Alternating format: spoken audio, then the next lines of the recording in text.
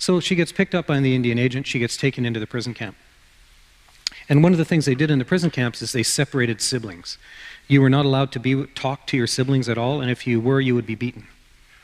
So they did not allow siblings to communicate with each other. There would be extreme forms of violence for doing this.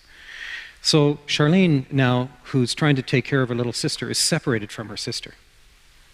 So I asked her, so what did you do about that? How did you respond to that? And so she started to think about it, and she said, well, we used to find our little ways of getting together. What did you do? She said, well, sometimes in the school, when between classes there would be a big crowd at the doorways, you know, kind of like there was a lineup in the bathroom over here. There would be a big crowd, and me and my little sister used to stand in the middle of the crowd and visit, and they couldn't see us.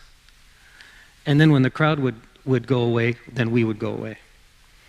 So, in what other ways did you visit with your little sister? She said, sometimes we used to sneak down in the kitchen, 5 o'clock in the morning, just before it got light. My mom always taught me to get up before it was light because I had to get wood and I had to get water.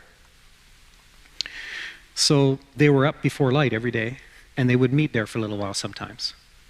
So she started to tell me about how they had tried to separate her, but she had tried to remain connected with her sister. You see, would you understand that as resistance in this context?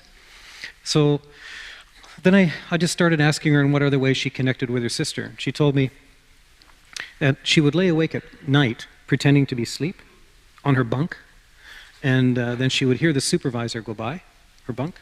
And of course, the children, this being a prison, they learned who the supervisor was by the sound of their footsteps.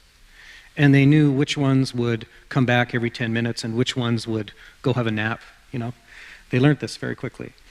So she pretends to be asleep, and when the supervisor goes by, she crawls down off of her bunk bed, underneath the beds, and crawls like this on her stomach all the way through all of the beds in her dormitory, through a large archway, through underneath all the beds in the next dormitory, through a second archway, and into the dormitory where her little sister slept.